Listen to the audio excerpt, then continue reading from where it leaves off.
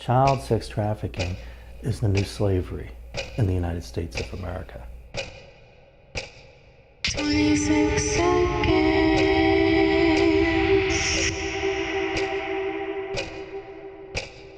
26 seconds.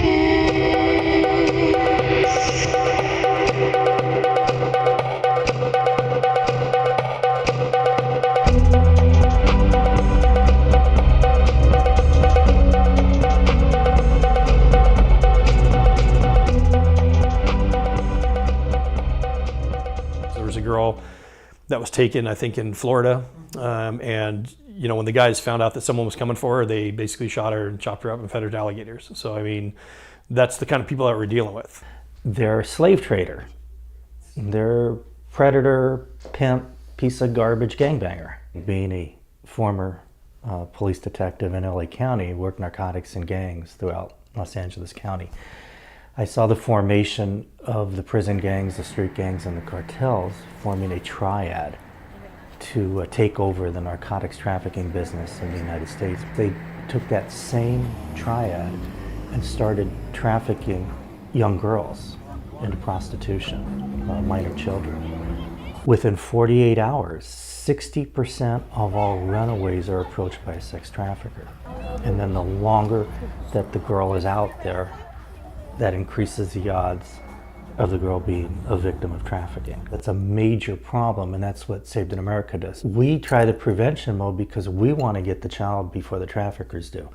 We come in and we decide to do whatever it takes as far as the surveillance and as far as the social networking investigator to locate the child and then bring law enforcement in.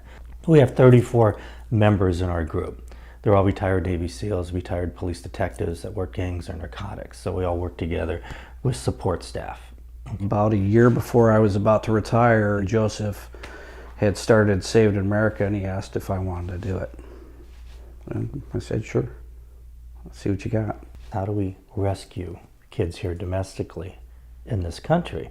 Kids that are being trafficked that are U.S. citizens here in the United States. I had no idea when I started this how bad it was. I think most Americans don't realize it. And if they do realize it's going on, they think it's, a specific group of people. When in all reality, it hits all sectors. Years ago, if you said, hey, we have girls being trafficked out of San Diego, you get this blank, no, we don't. It was all denial. I mean, that happens elsewhere. It doesn't happen here in San Diego.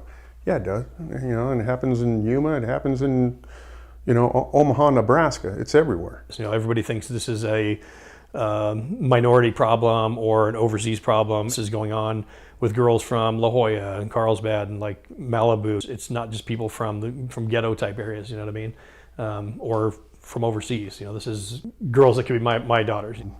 I had a family member that was trafficked years ago, and didn't know anything about it. It's not like I didn't care less about what was happening out in the street, but when I dealt with people out in the street, they're not related.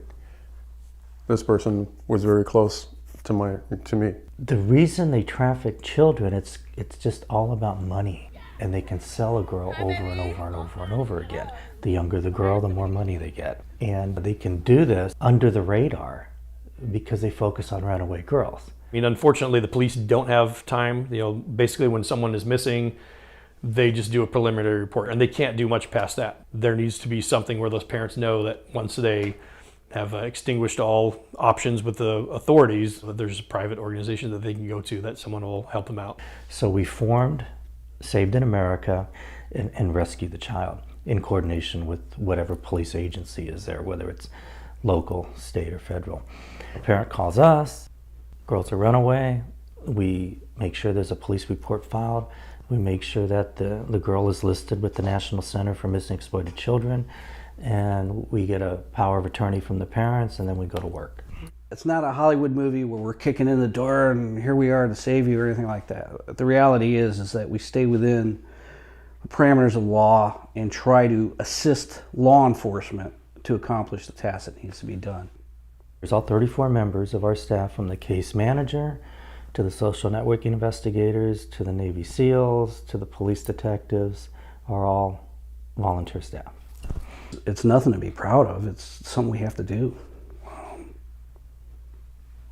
Organized gangs down here in San Diego drove up to Utah and recruited these 14-year-old girls, brought them down and told them, you know, come party with us at the beach in San Diego. And as soon as the girls got there, they beat the girls up, they took their cell phones and injected them with heroin and then started to traffic them. We got some information and we gave it to the sheriff's department and caught the trafficker with a hatchet, a knife, a body bag, and a rope.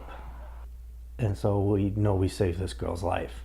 I decided when I started this that it can't be about getting the guy, the bad guy. The only thing we can do without jeopardizing other people's lives is rescue the girl.